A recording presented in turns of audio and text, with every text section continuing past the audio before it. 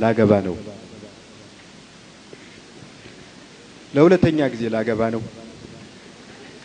እመኑኝ ትዳር ጣፋጭ ነው። አለበለዚያ እንደ ጠጅ በላይ በላይ አልደጋግመውም ነበር። በጋብቻ ውስጥ ብቸኛው ተጠቃሚ የሰርግ ዕቃ የሚያከራየው ሰውዬ ነው ይል ነበር አባቴ። ያም ሆኖ ላገባ ነው። ትዝ ይለኛል ከመጀመሪያ ሚስቴ ጋር የተጋባለት ንስሐ አባቴ ከዚህ በኋላ በጋብቻ አንድ ሰው ሆናችኋል ብለውን ነበር። በማግስቱ ግን እኔና ሚስቴ ታክሲ ስንሳፈር የሁለት ሰው ሂሳብ መክፈል አልቀረልንም።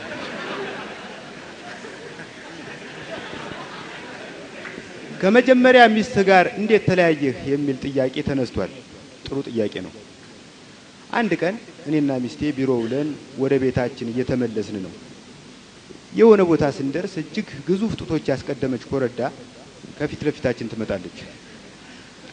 የሚገርመው ነገር ጡቶቿ ግድም ቲሸርቷ ላይ ኢትዮጵያ የሚለው የእናት ሀገራችን ስም በጉልህ ታትሞ ይታይ ነበር። መቼም በትዳር ውስጥ ሆኖ የሌላ ሴት ጡት መመልከት ነውር እንደሆነ አውቃለሁ። ግን በትዳር ውስጥ ሆኖ የእናት ሀገራችንን ስም ከቲሸርት ላይ ማንበብ የተከለከለ አይመስለኝም።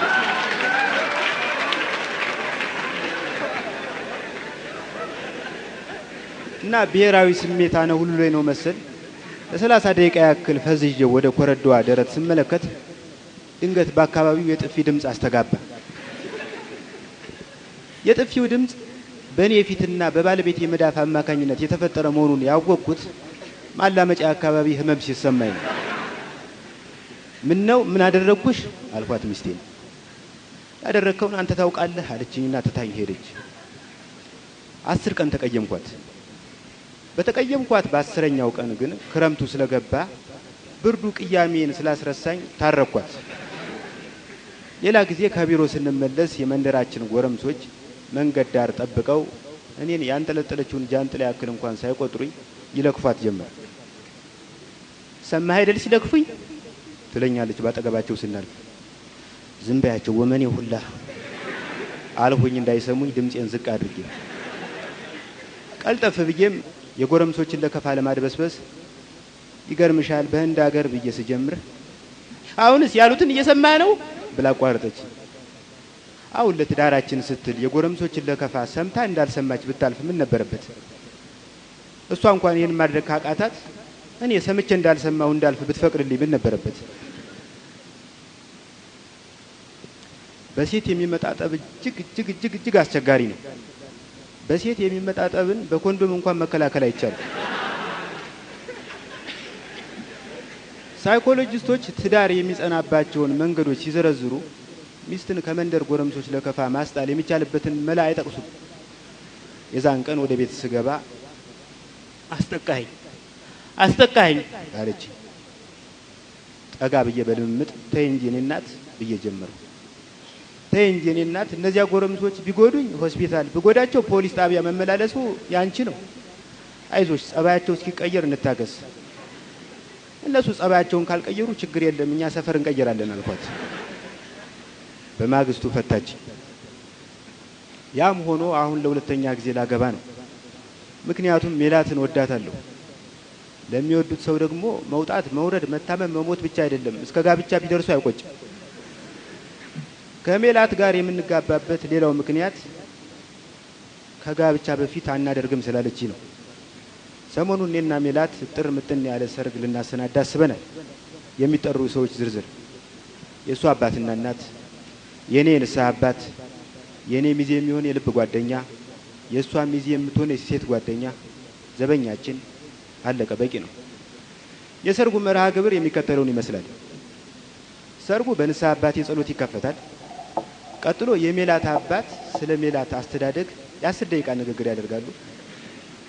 የቀረ ነገር ካለ እናቷ በአባትየው የ10 ደቂቃ ንግግር ላይ የ40 ደቂቃ ሐሳብ ይጨምራሉ። ቀጥሎ ዘበኛችን ስለኔ ጸባይ ይናገራሉ።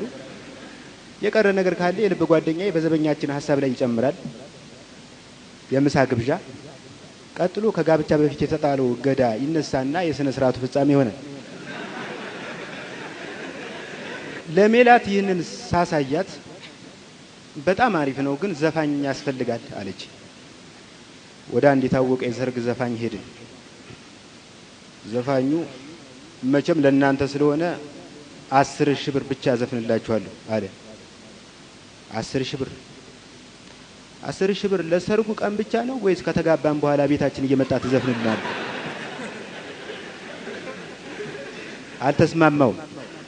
ሜላት ዘፋኙን አስመስሎ የሚዘፍን ሰው በርካሽ እንድትፈልግ፣ አስመስሎ የሚዘፍን ካልተገኘ እንኳን አስመስሎ መድረክ ላይ የሚቆም ሰው እንድትፈልግ ነገርኳት።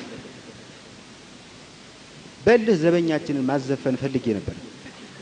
በነገራችን ላይ ዘበኛችን ድምጽ እንደሚሞክሩ እስከ ቅርብ ጊዜ ድረስ አላውቅም ነበር። ባለፈው ከውጭ የተላከልኝ ጅንስ ሱሪ ሌሊት ከተሰጣበት ገመድ ላይ ተሰርቆ አደረ።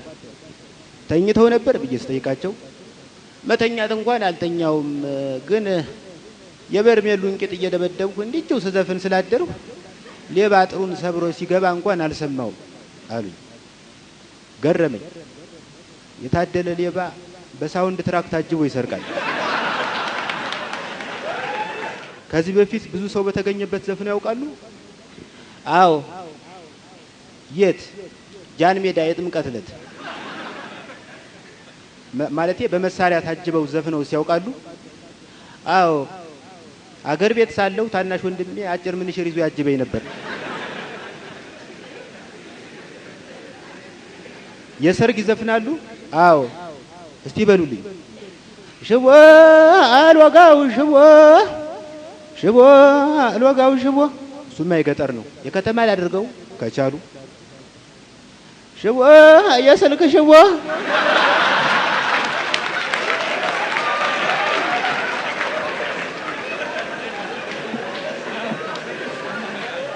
በኋላ ሳጣራ ሰውየው ከአመት በፊት ከሀገር ቤት የመጡት ዘፈን ለመስራት ኖሯል።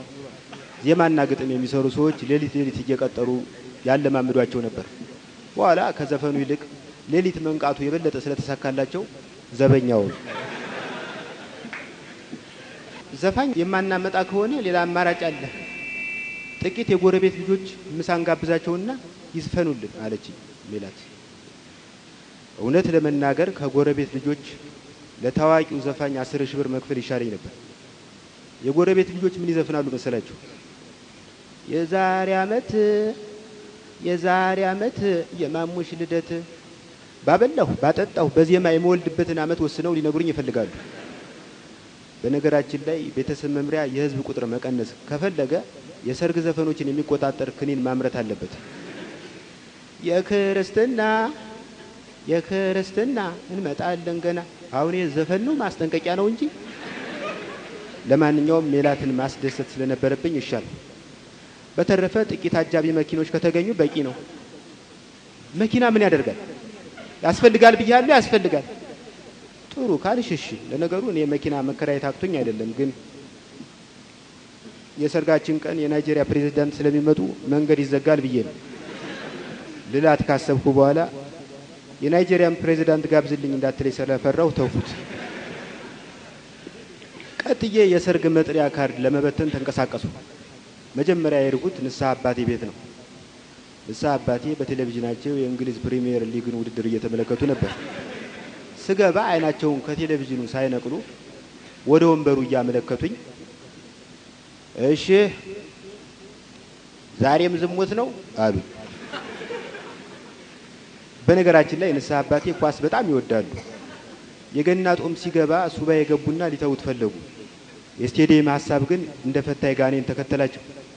ለምሳሌ አቡነ ተክሌ በአንድ እግራቸው ቆመው መጸለያቸውን ሲያነቡ እግር የሚለው ቦታ ላይ ሲደርሱ እግር ኳስ ታሰባቸው። ወዲያው ሐሳባቸውን ለማባረር ስለ መላእክት ተፈጥሮ ሲያሰላስሉ የመላእክት ክንፍ በክንፍ በኩል ያለውን የተጫዋቾች አስተላለፍ አስታወሳቸው። በየወንጌሉ ላይ ክርስቲያኖች የሚለውን ቃል ባገኙ ቁጥር ክርስቲያኖ ሮናልዲኖ ድቅኝ ይልባቸው ነበር። አይ ዛሬ ለሌላ ጉዳይ ነው የፈለኩት ብዬ ጀምሬ የሰርጉን ሁኔታ ነገርኳቸው። እመጣለሁ፣ ለነገሩ በጣም አሞኛል፣ ግን የወንድሜ ልጅ ተመስገን ደግፎኝም ቢሆን እመጣለሁ አሉ። ልብ አድርጉ፣ የወንድማቸው ልጅ በድጋፍ ስም ይዘውብኝ ሊመጡ ነው። አይ ተደግፈው ከሚመጡስ ቢቀሩ ይሻላል፣ ከጤናው አይበልጥም አልኳቸው። አትቀየመኝም? ኧረ በፍጹም። በልቤ መርሃ ግብሩን አስተካከልኩ። የአንድ ሰው ወጪ ቀነሰ ማለት ነው። እኔ ካልመጣው እንግዲህ ቀጠሉ የንስ አባቴ እኔ ካልመጣው እንግዲህ ሰራተኛ የሽን ልካታለሁ ከመጠጡም ከምግቡም ይዛልኝ ትመጣለች ባውን ከመሸ ሰው እንዳይተናኮላት ከሰፈር ልጆች ጥቂቶችን አብሬ ልካቸዋለሁ እሰይ የሽ ሳይንስ የሰፈር ልጆች አሁን ሁሉ ነገር ገባኝ ለካ በሰርግ ስነ ስርዓት ላይ ሙሽራውና ሙሽሪት በዝግታ የሚራመዱት ወጪው እንደ ልብ ስለማያራምድ ነው አመሰግናለሁ